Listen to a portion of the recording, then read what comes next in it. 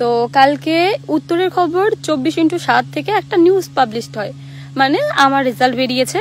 আমি কোথাও প্রকাশ করিনি যে এবার রেজাল্ট বেরিয়েছে, যেমন 5th সেমে বেরিয়েছিল। তো আমার একটা আশা ছিল যে 5th সেমে আমি ভালো রেজাল্ট করব, তো ওর জন্য আমি ভিডিওটা করি। আর আমি যেহেতু সচরাচর ভিডিও বানিয়ে থাকি ছোটখাটো, তো সের জন্য আমি ভিডিওটা করেছিলাম আগের বার। তো এইবারের খবরটা ওরা কোথা থেকে পেয়েছে আমি জানি না, কোন কারণে আমারটা ভালো লেগেছে আমি জানি না। আমার নিউজটা ওরা পোস্ট করে, তো পোস্টের ওখানে লেখা ছিল গরিব ঘরের মেয়ে সাফল্যের পথে কখনো কিছু বাধা হয়ে দাঁড়াতে পারে না। সেটা বারবার প্রমাণ করেছে ইশিকা। পোস্ট করেছে, তাতেও বিন্দুমাত্র মানে যে ভালো লাগা বা কিছু ওগুলো কিছু নেই। আজকে গিয়ে দেখি সেখানে প্রায় 95% মানুষ ভালো কমেন্ট করেছে আর 5% মানুষ খারাপ কমেন্ট করেছে। তো যারা ভালো কমেন্ট করেছে তাদেরকে অসংখ্য ধন্যবাদ, আর যারা খারাপ কমেন্ট করেছে তাদেরকেও অনেক ধন্যবাদ। কমেন্ট করেছে যে হাতে আইফোন গরিব কি করে হতে পারে? আচ্ছা, গরিবরা কি স্বপ্ন দেখতে পারে না, বা গরিবরা সারা জীবন গরিবই থাকবে?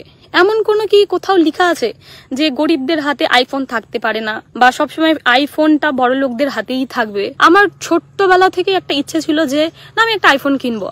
সবার হাতে আইফোন দেখি, তখন আমি বুঝতাম না যে আইফোন কেনাটা মানে ফ্যামিলির সাথে ম্যাচ করে আইফোন কিনতে লাগে, বা আমার ফ্যামিলি যেমন চলতেছে তার সাথে ম্যাচ করে আমার সবকিছু করতে লাগবে। আমার মতে লাইফ একটাই, যা ইচ্ছে আছে তুমি তা এখনই পূরণ করে নাও, কারণ ইন ফিউচারের কথা কেউ কখনো বলতে পারে না। তো এটা হলো এই আইফোনের ব্যাপারটা।